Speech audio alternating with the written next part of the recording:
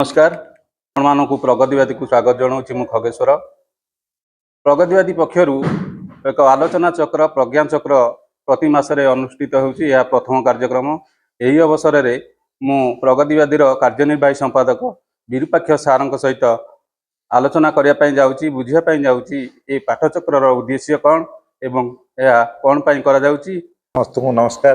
प्रगतिवादी अनेक समय देश समाज राज्य विभिन्न प्रसंग जहाँ रही था लोक माने सम्मुखीन हुअन्ति नागरिक भाव में सम्मुखीन होइथांती से सब प्रसंग को नहीं आलोचना को आसी था। प्रगतिवादी अनियमित भाव में अनेक आलोचना चलीथिला बेले आज एक नियमित पर्यायर आलोचना पाई ये कार्यक्रम टी आरंभ करा जायछि। ये कार्यक्रम हेउछि प्रगतिवादी प्रज्ञा चक्र जहाँ संयोजना करुछंती ओडिशार जने विशिष्ट शिक्षाविद स्तंभकार अध्यापक विश्वरंजन।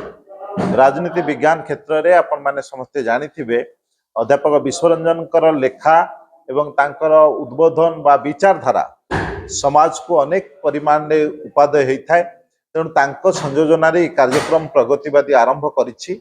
जो कार्यक्रम रे प्रत्येक मासर प्रथम रविवार संध्यारे जने जने विभिन्न क्षेत्र विशिष्ट व्यक्ति मान को डाकी आमे एठी आलोचना करिबु समाजर विभिन्न प्रसंग उपरे समाजर साहित्य समाजर सामाजिक स्थिति समाजर कुसंस्कार समाज सामना करुथिबा अनेक समस्या विशेषकर लोक माने आजिर स्थिति रे जो समस्यार सम्मुखीन होउछंती ताकू जेतेबेले आलोचना पर्यालोचना आमे करिबा तार उटे बाट बाहरिबो सेतिपई प्रगतिवादी प्रयास करिछि।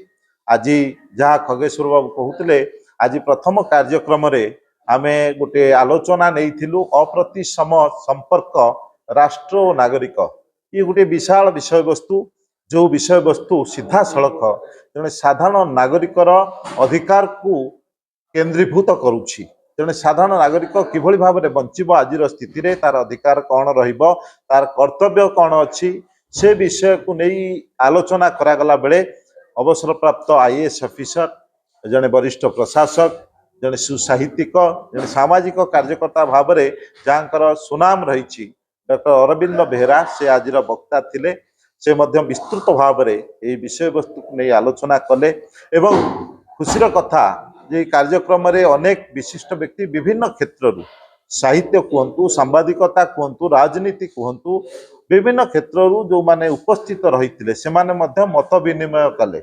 आपण देखिबे ये कार्यक्रम भितर प्राक्तन मंत्री विधायक वरिष्ठ राजनेता सुसाहित्यिक प्राध्यापक वरिष्ठ सांबादिक समस्ते एठी आलोचना रे भाग नेले एवं एक निर्यास बाहरिला जे नागरिक माने किभली तांकर अधिकार सुरक्षा पाई स्वर उठाइबार आवश्यकता अछि। जहाँ वक्ता कहते आमे शुणुलु जे नागरिक माने गेल बसर रे गेल्हा कथा कही तांको प्रश्न पचारि पारिबे नाही ताले तांकर अधिकार मिलिबो नाही। नागरिक को कठोर भाव रे स्वर उठाइबा पड़िबो सीधा सीधा प्रश्न करबा पड़िबो।